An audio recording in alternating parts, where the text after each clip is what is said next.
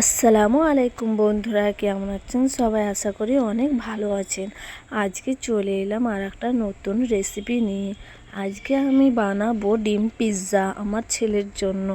তো ডিম পিৎজার জন্য এখানে আমি পেঁয়াজ নিয়েছি কুচি কুচি করে, আর এখানে ছোট ছোট করে একটা লঙ্কাও কেটে দিয়েছি।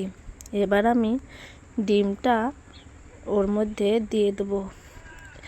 এই গ্লাসের মধ্যে, এই মগটার মধ্যেই আমাকে মানে ডিম টোস্টটা করতে খুব ভালো লাগে।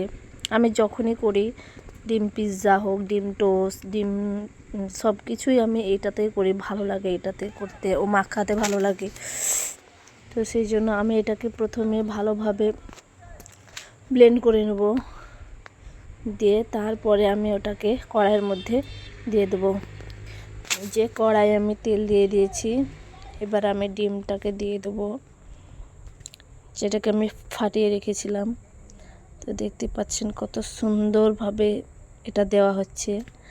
একবার এইরকমভাবে অবশ্যই করবেন, দেখবেন অনেক ভালো লাগবে।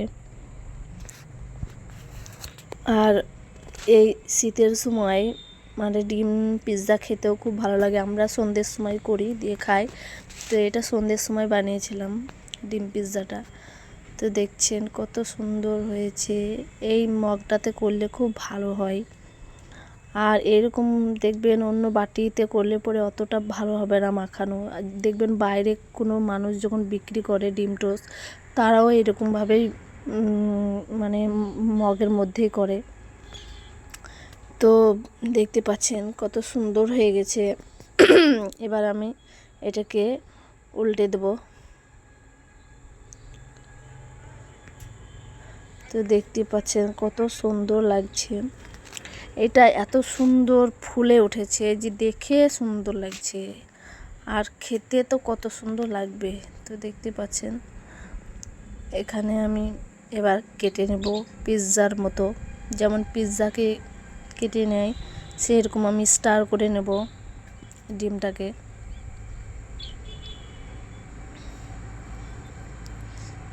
এই যে কাটছি, চাকু দিয়ে কাটছি, আর এরকমভাবে করছি তো আমার ছেলে খাবে, মানে কত ওকে ভালো লাগে এগুলো খেতে। তো ও আমাকে বলছে, মা আমি ডিম পিৎজা খাবো। সেই জন্য আমি আমার ছেলেকে ডিম পিৎজা বানিয়ে দিলাম। তো এরকম বাড়িতে একবার অবশ্যই করবেন, আর ভালো লাগলে আমাকে সাবস্ক্রাইব করে দিবেন। এবার আমি এর মধ্যে একটুকু চাট মশলা দিয়ে দেবো, ওপর ছিটিয়ে দিয়ে দেবো।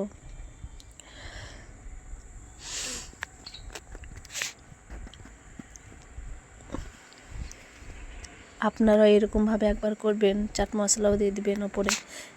দেখতেন কত সুন্দর লাগছে। এই যে রেডি হয়ে গেল আমাদের ডিম পিৎজা। যদি ভিডিওটা ভালো লেগে থাকে তো সাবস্ক্রাইব করে দেবেন। আজকে আমি এখানে ভিডিওটা শেষ করছি। আপনারা ভালো থাকবেন, সুস্থ থাকবেন। আল্লাহ হাফিজ।